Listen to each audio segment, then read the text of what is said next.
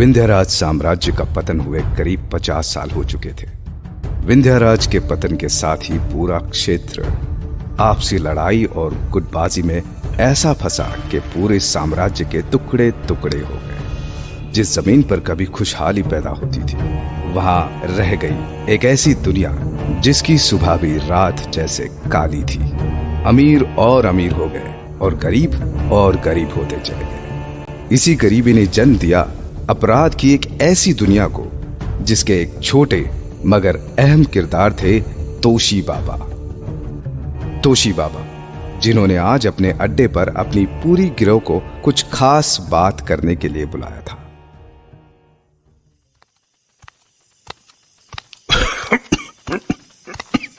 आओ माधव, हमेशा की तरह देर से आए हो। कितनी बार बोला है कि समय की कीमत समझा कर। क्या तोशी बाबा, खामखा भड़क रहे हो? अरे आपके बुलाने पर पैदल भाग कर आया हूं। अब इतना समय तो लगेगा ही ना। पैदल? गधा है क्या? पैदल क्यों आया? इधर जेब में एक फूटी कौड़ी नहीं है बाबा। अपनी लोगों की हालत आपसे छुपी है क्या? ठीक है, मुझे पता है समय अच्छा नहीं चल रहा है, इसीलिए तुम सबको बुलाया है।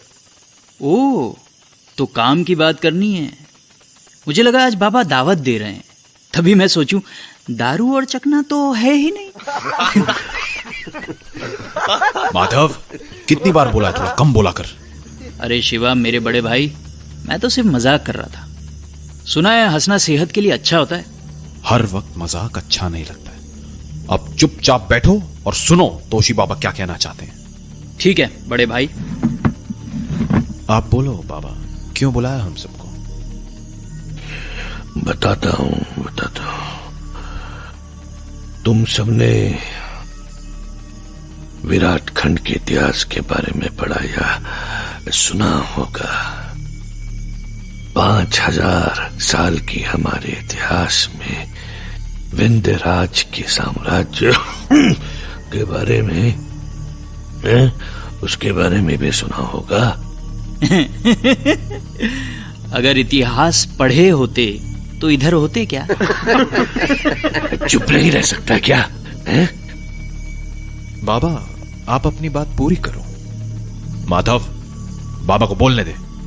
हाँ, तो मैं क्या बोल रहा था? याद आया। हाँ, तो विंध्यराज का आखिरी सम्राट था विक्रम विंध्यराज, जिसकी अमर होने की भूख ने उसको पागल कर दिया और पूरा विराट खंड युद्ध की आग में जल उठा। विक्रम विंध्यराज तो न जाने पूरे परिवार के साथ कहां गायब हो गया, लेकिन अपने पीछे छोड़ गया एक टुकड़ों में बटा हुआ देश। बाबा, अचानक ये इतिहास क्यों पढ़ा रहे हो? इतिहास? शायद मेरा इतिहास पढ़ने का समय करीब आ रहा है, इसीलिए मैं तुम सबको इतिहास पढ़ा रहा हूं। क्या बाबा, अभी मेरे बच्चों के मुंह नहीं देखने तक आप कहीं नहीं जा रहे? चुप कर, पढ़ बोले। वो विक्रम विंध्यराज भी तेरी तरह पागल था। खैर, उसके पतन के बाद देश छोटी छोटी रियासतों में बट गया था और उसके बाद आपसी लड़ाई की वजह से कभी भी विराट खंड के किसी भी कोने में वो खुशहाली नहीं आई जो तुम लोग के जन्म से पहले हुआ करती थी। आज की तारीख में पालूर उन सब छोटे छोटे राज्यों में सबसे अमीर है। लेकिन उस अमीरी के नीचे बसती है बेईमानी और अपराध की एक ऐसी दुनिया जो कि बालूर की असलियत है। और उस दुनिया में भी सबसे नीचे आते हैं हम। क्या बाबा, आप तो इज्जत उतार रहे हो हम सबकी। फिर बीच में बोला।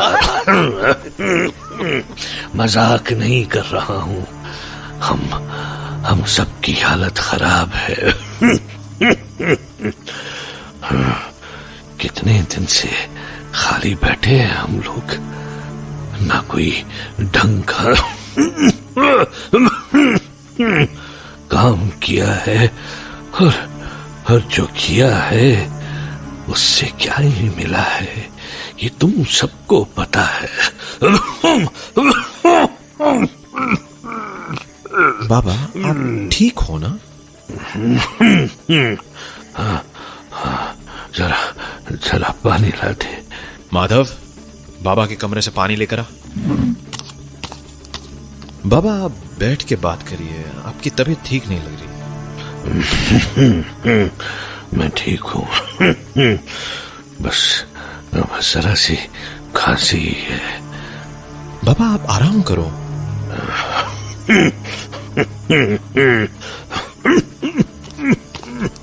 ये लो पानी। बाबा, लो पानी पियो।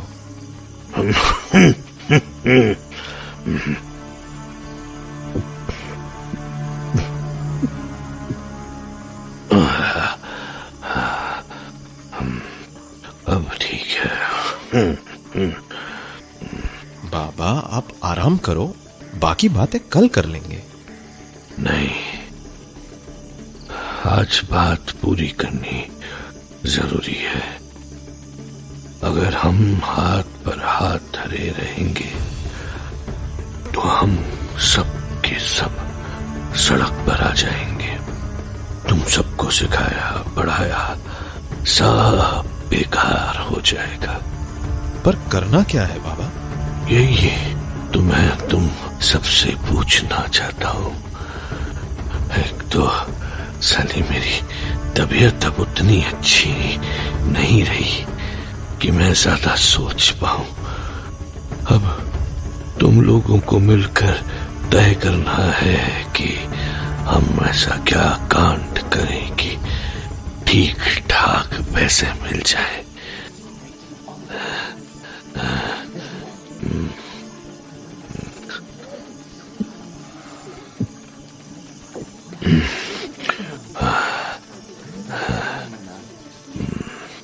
बाबा, एक बात तो पक्की है कि हम कोई भी काम करें हमें पूरा नहीं पड़ेगा, क्योंकि हमारे ऊपर जो भेड़िए बैठे हैं वो अपना हिस्सा खा के जो भी हमारे लिए छोड़ते हैं वो सिर्फ खुरचन ही होता है। जो काम हम करते आ रहे हैं उनसे तो हमारी किस्मत बदलने से रही। यही तो मैं बोल रहा है कब से, बड़ा हाथ शिवा, अपने को बड़ा हाथ मारना होगा। बड़ा हाथ अबे लेकिन कौन सा बड़ा हाथ? एक बात मेरे दिमाग में बहुत दिनों से दौड़ रही है, क्यों ना हम उन लोगों को लूटे जो सबको लूट रहे हैं। मतलब देखो बाबा, अगर हम ये छोटे मोटे काम करते रहे ना तो हम कहीं नहीं पहुंच पाएंगे, और फिर कब कोई दूसरा गिरोह हमसे आगे निकल जाएगा ये भी नहीं पता। इस दुनिया में आप कितना भी जीतो, एक बार हारे ना तो सीधा या तो सजा या शमशान। अरे अगर खतरा लेना ही है तो क्यों ना बड़ा खतरा लिया जाए, किसी बड़े सेठ या बड़े अधिकारी को चूना लगाया जाए। क्यों माधव, क्या बोलता है? नहीं शिवा, ये सही नहीं सोच रहे तुम। अभी हम लोग छोटा मोटा हाथ मारते हैं ना तो बचे हुए हैं, बड़ा हाथ मारा तो पालूर की पूरी ताकत हमारे पीछे पड़ जाएगी और फिर अपने धंधे की बड़ी बड़ी मछलियां भी हमें ढूंढने निकल पड़ेगी, क्योंकि हम उनकी नजरों में चढ़ जाएंगे। ऐसे डर के रहेंगे तो घंटा कुछ नहीं होगा। अपने को तो शिवा की बात सही लगती है। ठगते हैं किसी बड़े आसामी को, पैसा होगा तो ऊपर वालों के मुंह पर दे मारेंगे। माधव, बेवकूफ मुक्त बन, लालच के चक्कर में सब मारे जाओगे।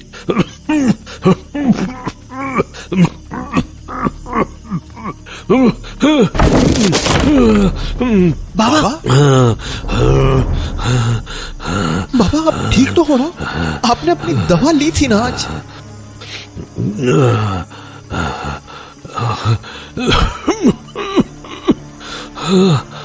ली थी। माधव, तुम सबको यहीं रोको, मैं बाबा को उनके कमरे तक छोड़ के आता हूं। चलिए बाबा, आपको आराम की जरूरत है।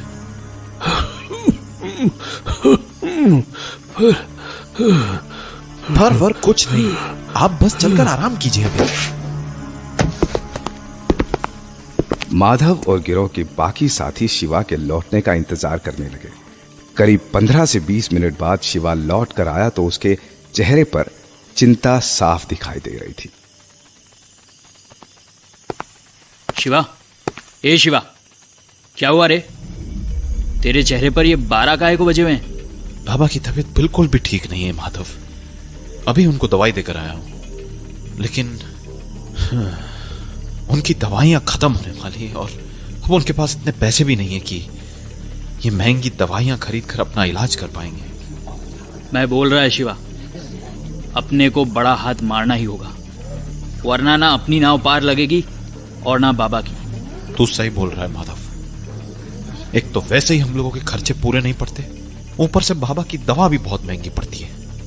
कुछ करना पड़ेगा और जल्दी करना पड़ेगा, समय ज्यादा नहीं है अपने पास। देख शिवा, अपने को तो लगता है कि तेरा सोचना बिल्कुल सही है। किसी ठग को ठगते हैं, ये डर डर के कब तक जिएंगे? क्यों भाई लोग, क्या बोलते हो? बिल्कुल बिल्कुल। तुम लोग थोड़ा धीरे बोलो, बाबा ने सुन लिया तो फिर चले आएंगे। बड़ी मुश्किल से सुलह कर आया हूं। ठीक है शिवा, सब तैयार है। करना क्या है ये बता। यही तो ढूंढना है। और एक बात, ये काम बाबा की नजरों से छुपा के करेंगे। उनको पता चला तो फालतू का हल्ला करेंगे वो। एक काम करते हैं, तुम सब आज से ही लग जाओ, पालूर का कोना कोना छान मारो। कोई तो ऐसा मिलेगा जिसको लंबा चूना लगाया जा सके। ठीक है माधव, तू इन सब से पता करते रहना और जैसे ही कुछ पता चले मुझे बताना। मैं तब तक बाबा की दवा का इंतजाम करता हूं। इसी के साथ शिवा ने मीटिंग खत्म कर दी और सब गैंग मेंबर्स निकल पड़े कोई ऐसा निशाना ढूंढने जिससे वो खूब पैसा कमा सके। उनकी यही खोज कुछ ही दिनों में रंग लाई और माधव शिवा को ढूंढता हुआ उसके घर पहुंचा। शिवा, शिवा, दरवाजा खोल। अरे रुक यार, आ रहा हूं। क्यों सुबह सुबह शोर मचा रहा है? क्या फिर किसी लड़की से बचकर भाग कर आ रहा है क्या? लड़की मतलब? भाई तू भी ना कुछ भी बकवास करता है। अरे मैं इधर को इसलिए आया क्योंकि अपने को एक मस्त वाली बात पता चली है। समझ के ले, लंबा हाथ हो सकता है। क्या? किधर? अरे एक वो है इधर अपने पालूर में, क्या बोलते हैं उसको? किसको क्या बोलते हैं? अरे उधर जिधर सब बड़े सेठ लोग साथ में नहाने जाते हैं। ओ, स्नानघर बोलते हैं तेरे उसको। हाँ वही। अपने को लगता है एक बार चल के देखना चाहिए। सुना है उस जगह का मालिक कोई बहुत बड़ा आदमी है। लेकिन धंधा सही नहीं है उस स्नान घर का। पक्की खबर है ना? 16 आने पक्की। ठीक है, तो हम दोनों चलेंगे। पता किया जाए कि ये जगह आखिर है किसकी।